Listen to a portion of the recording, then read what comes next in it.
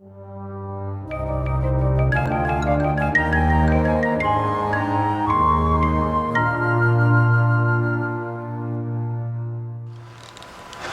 the Ten Commandments in America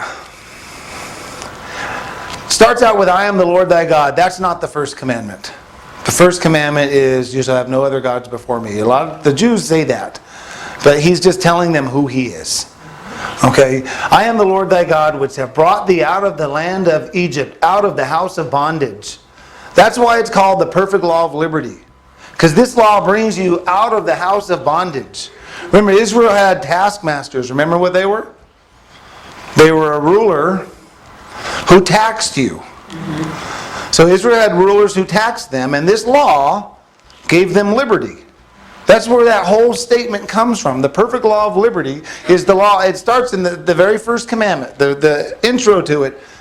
I brought you out of the house of bondage. Here's the law of liberty. So here are the Ten Commandments. You shall have no other gods before me. Shall not make any graven images. You shall not take the name of the Lord thy God in vain. Remember the Sabbath day to keep it holy. Honor thy father and thy mother. You shall not kill. Shall not commit adultery. Shall not steal. Shall not bear false witness. And shall not covet. Those are the Ten Commandments.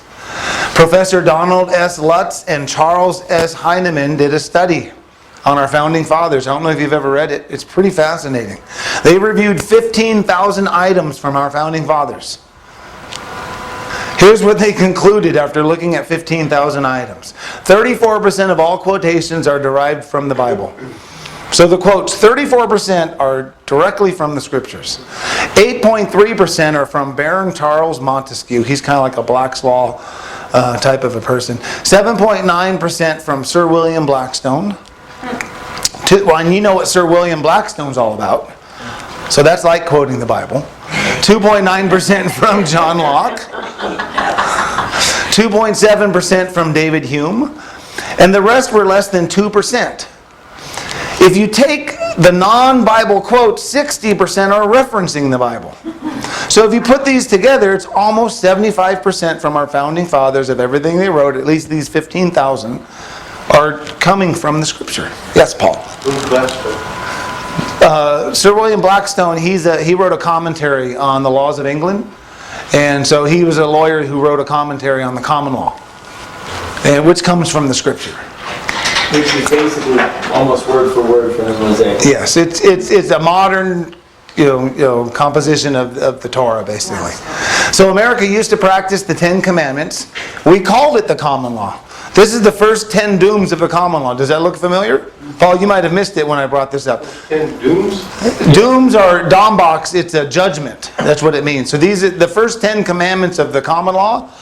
The first one's, do not love other strange gods before me. Do not call out my name in idleness, for you are not guiltless with me if you call out my name in idleness. Mind that you hallow the rest day. You can see they're the 10 commandments, almost word for word. This is the law that we founded this country on. The common law. And we've lost sight of that. So America started practicing the Ten Commandments. We just called it the common law. The problem now is we practice communism. And back at the first, we don't like to say that. That word's evil. We hate that word. The reality is that's exactly what we're doing. We're sold to it. We just won't call it communism. And these 10 are coming from what? This is Karl Marx. He came up with the 10 planks to the Communist Manifesto. Okay. So he kind of defined communism for us. And this is what he defined it as. God set up a republic. We set up a republic. There's a difference between a democracy and a republic. Okay, we just call it the Roman civil law or civil law today. So when people are talking about civil law, this is what they're talking about. It's the law that the people enact.